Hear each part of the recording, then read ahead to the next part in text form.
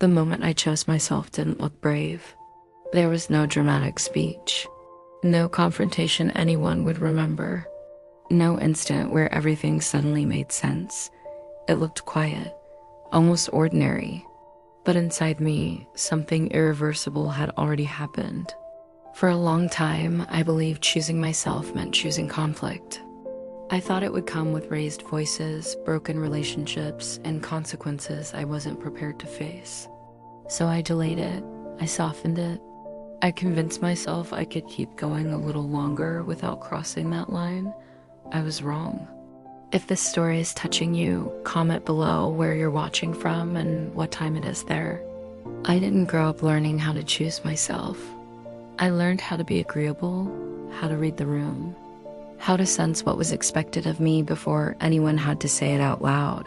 I learned that being easy made things smoother, that being flexible kept the peace, that being quiet avoided problems.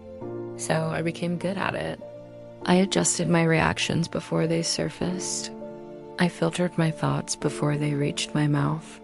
I learned how to present only the parts of myself that felt safe to share.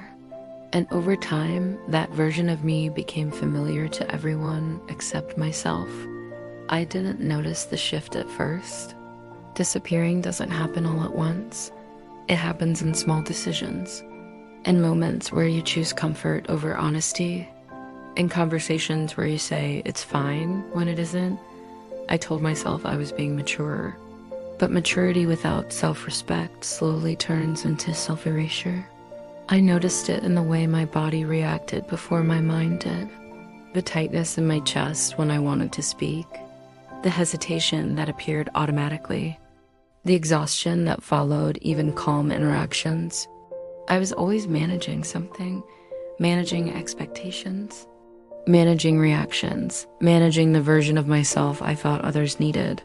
And the longer I did that, the further away I felt from who I actually was. The moment that changed everything didn't arrive during a crisis. It arrived during a pause. Someone was speaking, explaining something they had already decided, something that affected me. The tone was confident, familiar, final. I listened. And as I did, I felt a quiet question surface inside me. What happens if I don't choose myself now? The answer came instantly. Nothing changes. That realization was heavier than any argument I had avoided. I understood then that waiting for the right moment was just another way of postponing honesty, that the perfect timing I was hoping for would never arrive because choosing myself would always disrupt something, so I stopped waiting. When the conversation paused, I didn't rush to fill the silence like I usually did. I didn't soften my response. I didn't prepare an explanation designed to keep things comfortable. I simply said, "That doesn't work for me." The words felt strange, not because they were harsh, but because they were unfiltered. The reaction around me was subtle but immediate. Surprise, a slight shift in energy, a recalibration. Someone smiled as if I were joking. Someone else tried to explain why it wasn't a big deal. Normally, that would have pulled me back. This time, it didn't. "I'm serious," I said. "I'm not okay with it." My voice didn't shake, but my body did. Years of conditioning don't disappear in one sentence. Choosing yourself after a lifetime of not doing it feels unfamiliar, even when it's right. The silence that followed felt exposed, not uncomfortable, revealing. I realized something important in that moment.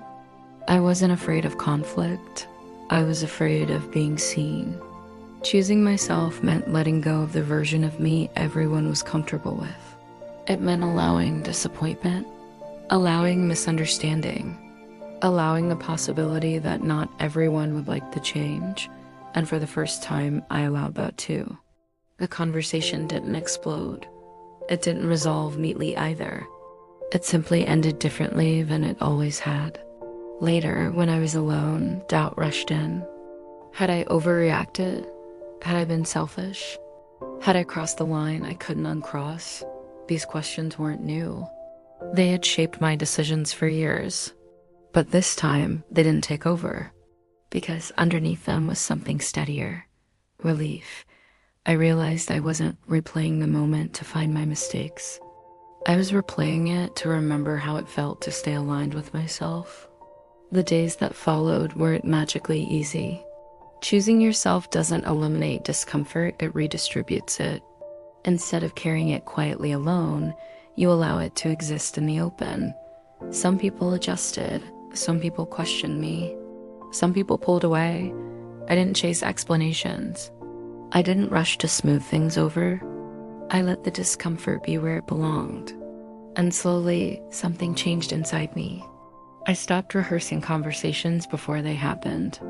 I stopped apologizing for my tone when my message was clear. I stopped assuming my needs were secondary. I felt present in my own life again, not louder, not harder, just grounded. Choosing myself didn't make me fearless. It made me honest. I noticed how much energy I had been spending maintaining a version of peace that depended on my silence. Without that effort, everything felt lighter, even the difficult parts. I began to trust my instincts again, to recognize discomfort as information instead of something to override, to pause before agreeing instead of responding automatically. That single moment became a reference point. Whenever I felt the urge to shrink, I remembered it. The moment I didn't. If you're watching this and you're waiting for permission to choose yourself, know this: there is no moment when it feels completely safe. There is only the moment when not choosing yourself costs too much. Choosing yourself doesn't mean rejecting everyone else. It means refusing to abandon yourself to be accepted. The moment I chose myself wasn't dramatic, but it changed how I spoke, how I listened, how I showed up. And once you choose yourself honestly, there's no way to unlearn what that feels like. That moment stays with you. It becomes the beginning of everything else.